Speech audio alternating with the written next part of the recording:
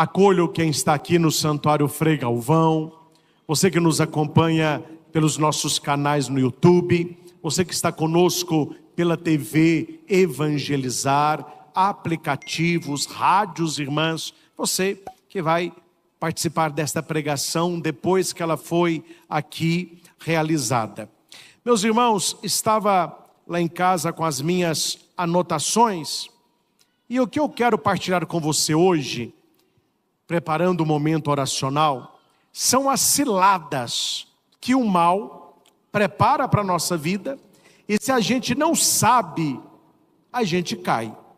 Hoje em dia não tem muito isso mais, mas há pouco tempo as crianças brincavam muito na zona rural de arapuca, de alçapão, para pegar passarinhos. Não queria fazer nada com passarinho, pegava, uns matava, outros soltava, outros prendiam, etc. Mas o passarinho caía numa cilada.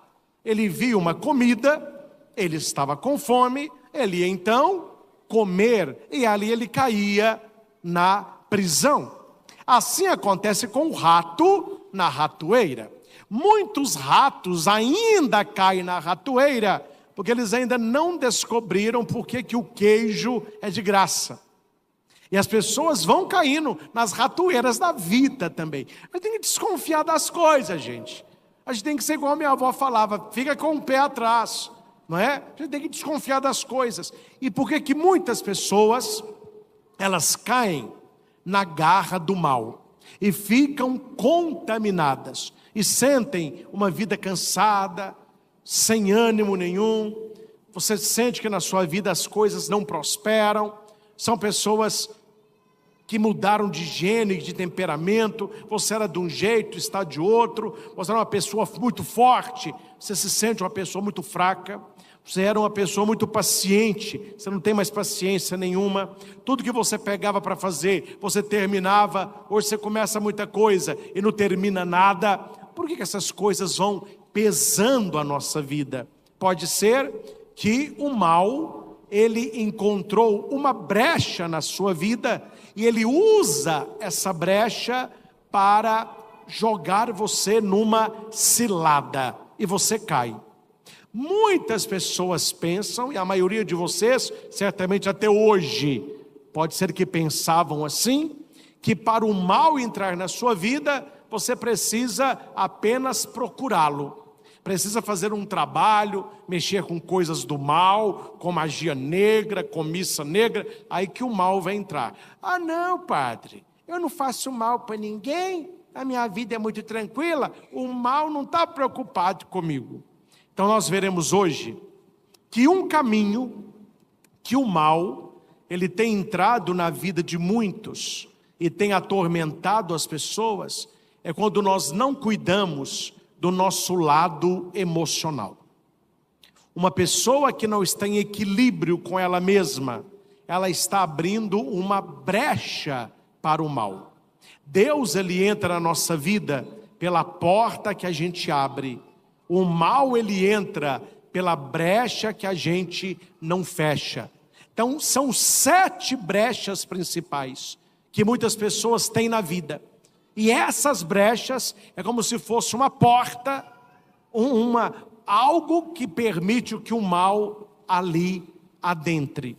Então é sobre isso, e é uma pregação não tão extensa, mas só para você guardar, e você que está em casa, se quiser, anote. Você que está aqui, se tem boa memória, vá gravando 7, ou anote, e você vai pensando agora na sua vida. A minha vida, ela tem alguma brecha dessa? Vou repetir, meus irmãos. Eu não estou falando que isso aqui é o diabo que está agindo na sua vida. Não estou falando isso. Eu estou falando que isso é uma brecha aonde ele pode entrar.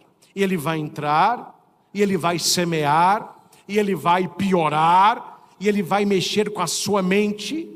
O terreno de batalha com o demônio é a sua mente, é aqui que ele atua em você, é principalmente na sua mente. Quando ele consegue dominar a sua mente, ele vai gerar sentimentos ruins no seu coração. Você começa a pensar coisa ruim e você começa a sentir coisa ruim, e se você não tira este mal da sua vida, este mal que você está sentindo, ele começa a fazer. Você começa a ter atitudes de maldade.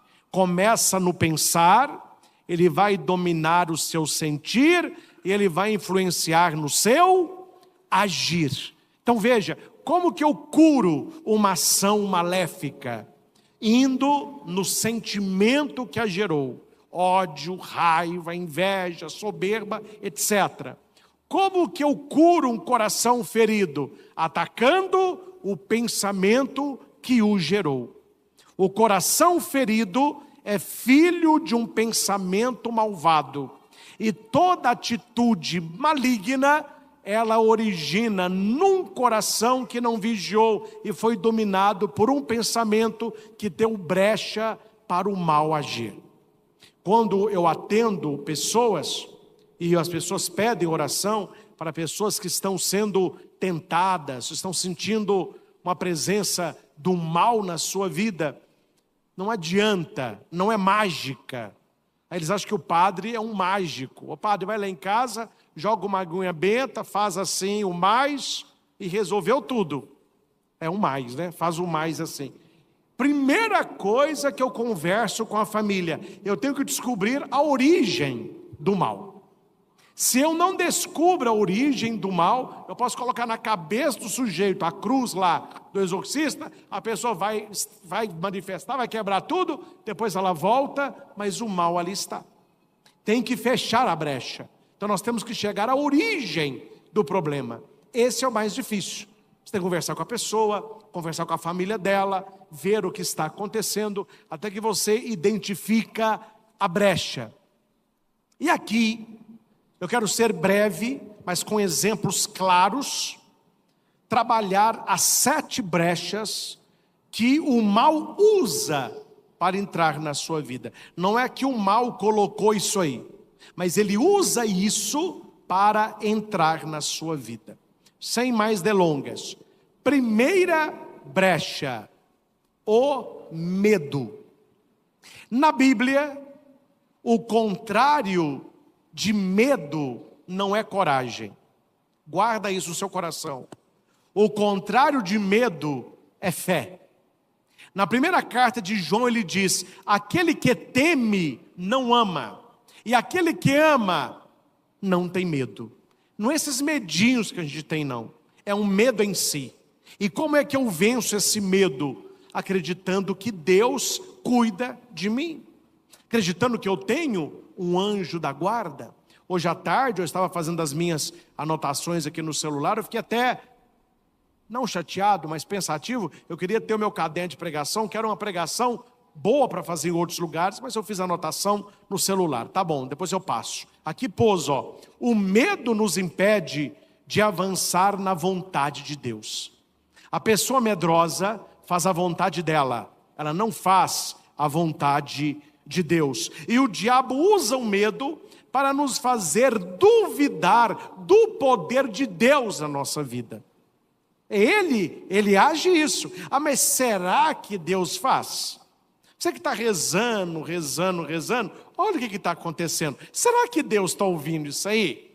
Será que você não está perdendo tempo ficar indo nessa igreja? Não. Aí você começa a duvidar de Deus, e o medo de dar errado, o medo da tristeza, o medo da doença, o medo do câncer, o medo da morte, vai dominando a sua vida. É um medo pior, a dúvida se Deus cuida de você. A Bíblia diz em 2 Timóteo 1,7, porque Deus não nos deu um espírito de medo, mas de amor, sabedoria e fortaleza. Então nós não temos espírito de medo. O medo, ele nos paralisa. E a pergunta é: como vencer o medo? Rezar, pedindo a confiança em Deus e indo até a Bíblia, e indo na palavra de Deus, porque a palavra de Deus expulsa as trevas do medo. Tem várias passagens de coragem na Bíblia. E no dia 26, nós estaremos aqui novamente. E eu vou passar às mãos de vocês de presente várias citações bíblicas para cada um essas 7 brechas, não é? Agora, o senhor não fez isso antes, que eu preparei a pregação hoje à tarde. Aí eu pensei que eu ia falar outra coisa, mas veio isso. Mas eu vou preparar e depois vai chegar nas suas mãos. Segundo, o que nos leva a uma brecha para o mal é a raiva não resolvida. Repita. Raiva não resolvida. Qual que é a primeira brecha? Medo. Qual que é a segunda? Raiva não O resolvida. que é uma raiva não resolvida? Quem nunca teve raiva, atira a primeira pedra. E quem está pecando, não é a gente que tem raiva não, viu? É quem fez a raiva na gente. Um dia eu atento confissão. Ah, padre, eu tenho um pecado. Qual é? Meu marido me mata de raiva. O pecado é dele, minha filha. Se você não sentir raiva, você morreu. Né? Aí eu também tenho raiva. Mas qual que é a raiva que se torna uma brecha para o mal? É a raiva não resolvida. Por que que esta raiva, ela é diabólica? Porque a raiva não resolvida, ela se torna ódio. E o ódio vai te dominar, e o ódio quer vingança. Não tem problema sentir raiva, mas sentiu raiva, resolva a questão e toca a sua vida. Não fique conservando no seu coração raiva. Tem gente que sente raiva de uma pessoa durante 7 horas. Tem pessoas que sentem raiva durante 7 dias. Gente que sente raiva durante 7 semanas. Gente que sente raiva durante 7 meses. Tem gente que sente raiva durante 7 anos. E tem gente que sente raiva durante 70 anos. Eu já atendi pessoas idosas, deprimidas, rancorosas, cheias de doença psicossomática, porque quando ela era jovenzinha, alguém fez uma coisa com ela. E ela sentiu essa raiva a vida inteira. Vocês não acham que uma pessoa dessa era atormentada pelo diabo? Ela sentiu raiva, resolveu a raiva. Não, ela ficou com raiva. O que o diabo aproveita? É isso mesmo. Fica com raiva mesmo. Viu o que ele fez com você? Estragou a sua vida. Olha aí.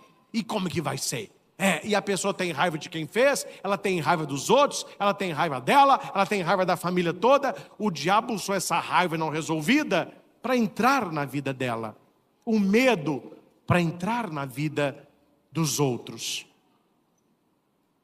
Eu estou sendo testado pela paciência que a cada 3 palavras meu celular fecha. Raiva. Antes de deitar eu te perdoo, para não descarcar no chão. Aqui tem, no versículo, Efésios 4, 26 a 27. Repita comigo. Irai-vos. Irai-vos. Mas não pequeis. Mas não pequeis. Não se ponha o sol. Não se ponha o sol sobre o vosso ressentimento. Sobre o vosso ressentimento. Não deis lugar ao diabo. Não deis lugar ao diabo. Olha o que a Bíblia está falando. Pode ter raiva, irai-vos, mas não deixe o sol se pôr sobre o ressentimento. Ou seja, sentiu raiva, resolva, porque amanhã é um novo dia. E amanhã a raiva ficou no ontem e não no hoje, porque não foi no momento que aconteceu. A Bíblia está ensinando isso. E padre, a pessoa que guarda a raiva está dando acesso ao mal na sua vida. Uma pessoa raivosa é uma pessoa que ama pouco. Qual é a primeira brecha? Medo. E a segunda? Raiva não resolvida. Isso. E a terceira? Tristeza. Quem aqui nunca ficou triste na vida? Mas qual é a tristeza que dói? A tristeza que não passa. A tristeza que alojou no seu coração e que você começou a dizer assim: eu não estou triste, eu sou triste. Você não é triste, você pode estar triste. E uma pessoa que fica triste, e triste, e triste, meu filho, é um prato cheio para um diabinho entrar na sua vida.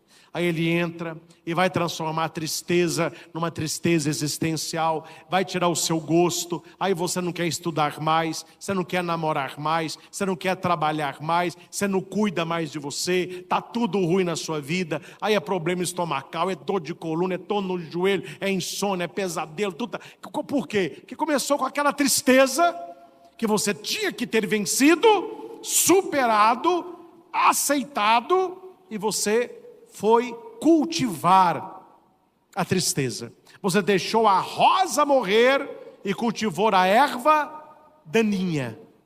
Tristeza todo mundo tem, mas cuidado quando a tristeza entra e não sai.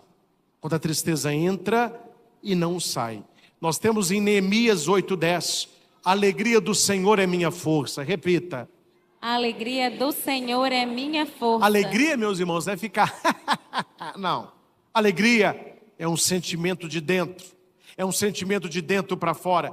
Harmonia, equilíbrio, satisfação, paz.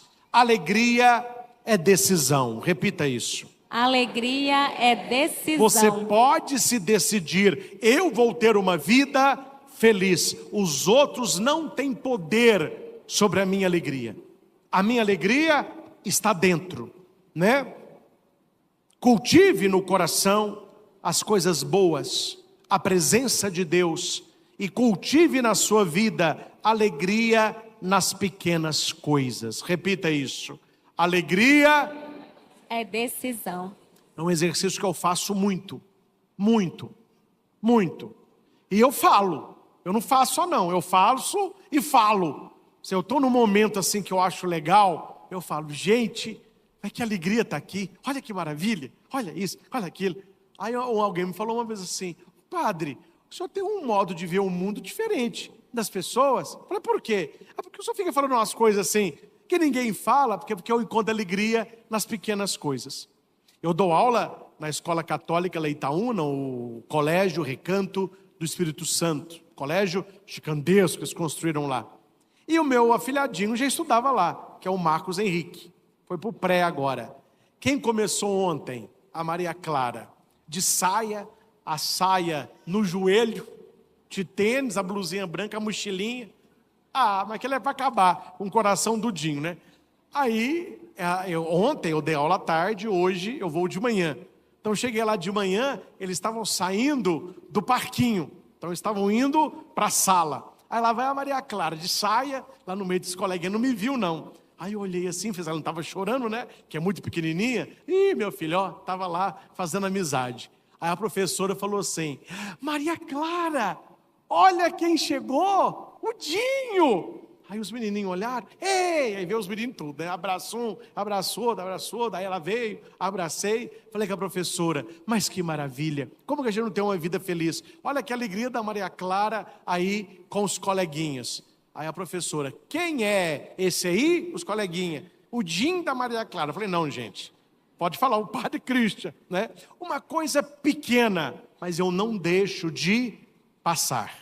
Falei com a professora e falei para mim assim: não, que graça, eu poderia estar em tantos lugares, eu estou aqui numa escola, uma escola católica, que eu posso assinar o catecismo com as crianças que gozam da gente, você entendeu? Coisas pequenas que você pode agradecer.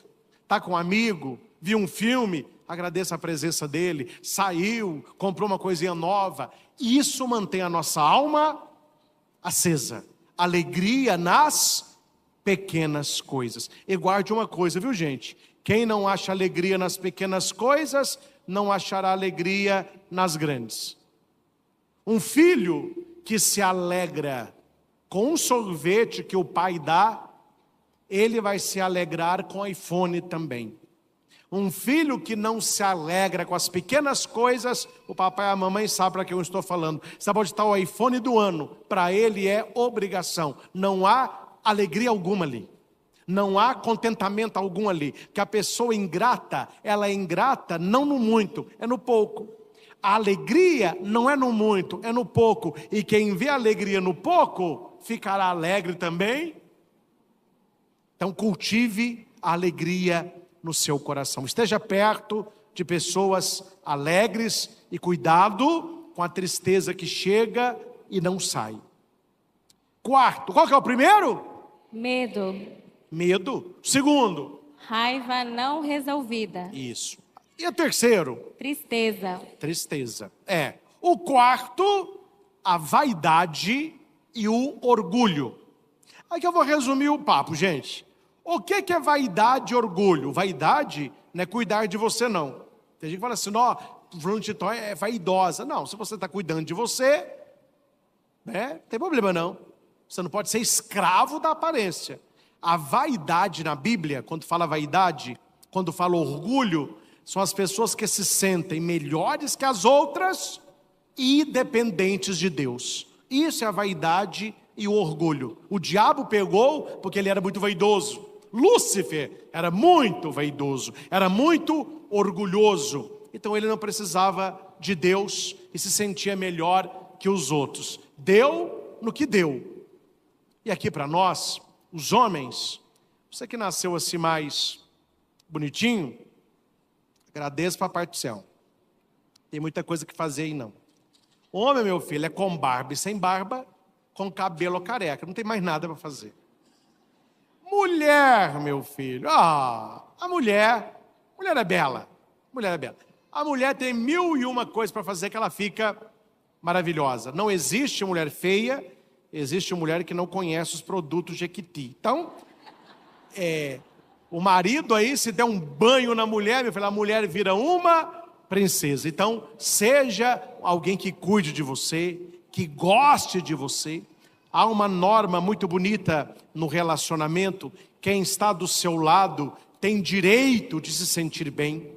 Então você está perto de uma pessoa limpa, uma pessoa cheirosa, uma pessoa que se cuida. Dá prazer você estar perto dessa pessoa, né? Não é esta vaidade, não. Quando nós falamos de vaidade e orgulho, é a pessoa que se sente melhor que os outros e dependente de Deus. Tiago 4:6. Deus resiste aos soberbos, mas dá a sua graça aos humildes. O que é humilde na Bíblia? Depender de Deus. Sabe, sem Deus, nada eu sou. Eu preciso de Deus. Quinto, mentira. Tem até um bicho no meu óculos aqui. Mentiroso. Morreu.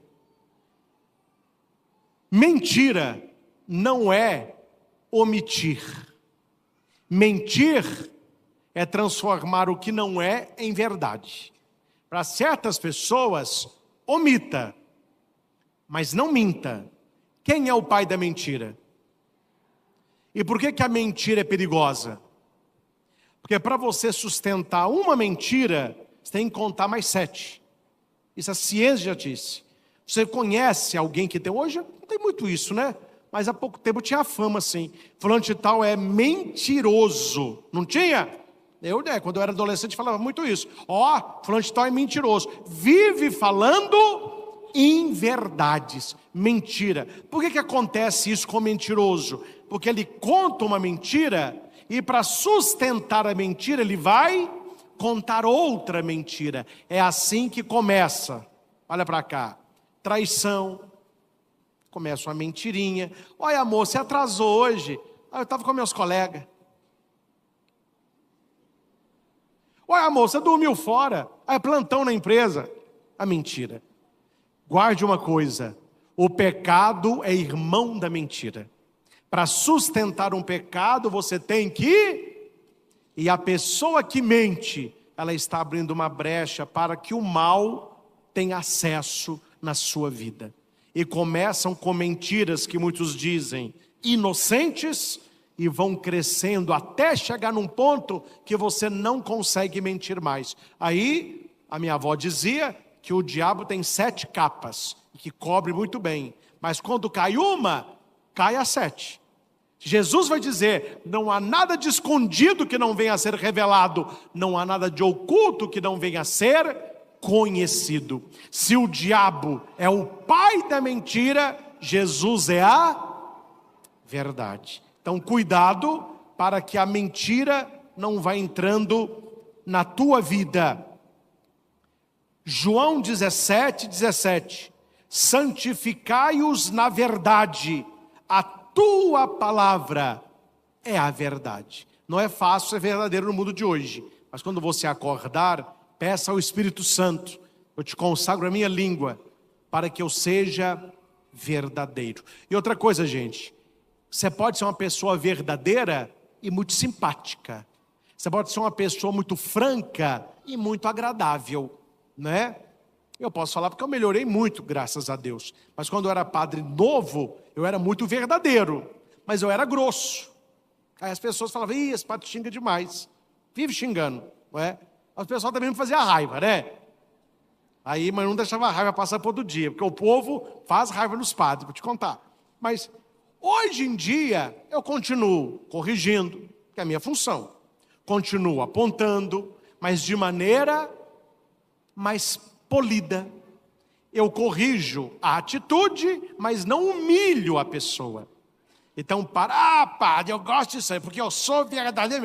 A minha verdade é na cara. Não, mas você é sem elegância, você é rude. Isso não é ser verdadeiro. A verdade, ela é banhada no mel. Você pode falar a verdade e conquistar a pessoa. Ou você pode falar uma mentira e a perder para sempre. Então, a verdade é você não abrir mão daquilo que é, mas não deixar a caridade. Vamos ver se agora vai. Primeiro. Medo. Medo. Segundo. Raiva não resolvida. Isso. Raiva, mas resolve isso aí. Terceiro. Tristeza. Tristeza. Quarto. Vaidade e orgulho. Não é se cuidar não. Vaidade aqui, sentir melhor do que os outros e dependendo de Deus. A gente é todo mundo igual. Para que esse negócio melhor do que os outros? E quinto. Mentira. Mentira. Qual que é o sexto? Ninguém tem esse. Eu vou falar. Esse assim a gente não tem não. Está na pregação. Preguiça. Ô gente, sabe aquela preguicinha do domingo à tarde? Eu vos perdoo. Essa pode. Aquela preguicinha que você deita no sofá e fica assim, ó. Você não está acordado para não estar dormindo. Você não quer dormir, mas também não quer acordar, entendeu? Você vai fazendo assim com o controle, ó. Isso é muito homem, o homem fica fazendo isso. E a mulher fica com raiva, não resolvida. E a mulher fala com ele, o que você está vendo aí? Nada. O que você está procurando aí? Nada. Estou achando nada para eu assistir. Meu filho, uma televisão com 340 canais. Você tem Netflix, você tem Prime, você tem não sei o quê. Você não encontrou nada? Até agora não. Só na preguicinha. Essa preguicinha pode. Aqui eu estou falando o quê? Da pessoa preguiçosa. Ela tem preguiça de tudo. Ela tem preguiça de trabalhar. Ela tem preguiça de estudar. Ela tem preguiça de exercitar. Ela tem preguiça de arrumar uma cama. Ela tem preguiça até de levantar o garfo. Sabe aqueles passarinhos que ficam assim, ó? Se a mãe julgar a almôndega, melhor ainda, né? A pessoa preguiçosa não é abençoada. Repita isso. A pessoa preguiçosa não é abençoada. Provérbios 13:4. O que a Bíblia fala para quem tem preguiça? Ô preguiçoso, vai aprender com a formiga. Trabalhe e pense no futuro. Quer dizer, o preguiçoso, olha para a formiga aí. Outro aqui. O preguiçoso desejo O preguiçoso deseja nada de bom, mas a alma dos diligentes se farta do seu trabalho. Para o preguiçoso, geralmente a pobreza vem. Para aquele que trabalha, a fartura visitará. Está na Escritura. Vamos de trás para frente. Qual que é o sexto? Preguiça. E o quinto? Mentira. Mentira. O quarto? Vaidade e orgulho. Terceiro? Tristeza. Segundo? Raiva não resolvida. E o primeiro? Medo. Não apontando não. Tem gente que fica com medo, o padre fica olhando e fica assim aqui, ó. Esqueceu tudo, tá lembrando só do último, né? Tadinho. Tem uma turma desse lado de cá, ó. Tá bom, tá valendo, tá participando, o padre tá feliz. Vamos pro último, pra gente rezar. Sétimo, e para mim é o pior: desobediência a Deus. Qual que é o sétimo? Desobediência a Deus. Vamos ver quem acerta. Como que se chama desobediência a Deus? Pecado. Quanto a gente peca, nós estamos dando uma brecha para que o mal, ele entra. É por isso que a Bíblia vai dizer: orai e vigiai para não cairdes em tentação. Buscar as coisas do alto e evitar os pecados mortais. Padre, como que eu evito os pecados mortais? Os outros também, né? Mas principalmente os mortais. Pensando o pensamento. Consegue me entender? Pensando o que você está pensando. Se você consegue pensar por que você está pensando, muita coisa você não diz, muita coisa você não faz e muita coisa você não sente. Começa aqui. Se cortou aqui, cortou daqui e daqui. Se você fica cultivando aquele pensamento, a coisa vai longe. E por último, o celular nessa pregação fechou 532 vezes.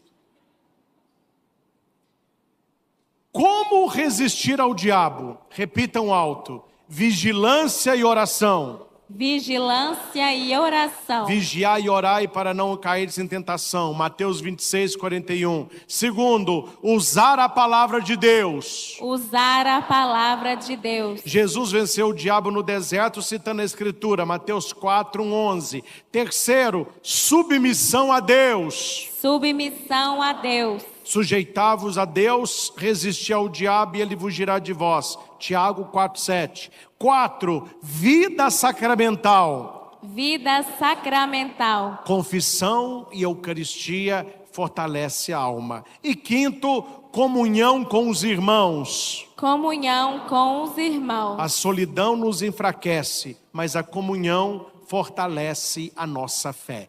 Não queira viver a sua fé sozinho. Esteja com pessoas que queiram viver a fé com você. E agora é momento de você agradecer. Se existem brechas que o diabo entra, existem anjos que nos levam para Deus. Amém? Amém. Então, se alguém te convidou hoje para vir à missa, essa pessoa é um anjo na tua vida. Agradeça aí. Opa, muito obrigado. Você foi um anjo na minha vida. A pessoa te convidou porque foi bom para ela e será bom para você também. Amém? Amém. Nós que aqui estamos, você que está em casa, nós recebemos agora a visita de Jesus presente na Santa Eucaristia. Ele é presença real. E nesse momento, o Senhor quer curar o nosso coração, libertar a nossa alma, nos dar alegria e nos ajudar a vencer esses 7 caminhos, 7 ciladas que o mal tem autoridade para agir na nossa vida.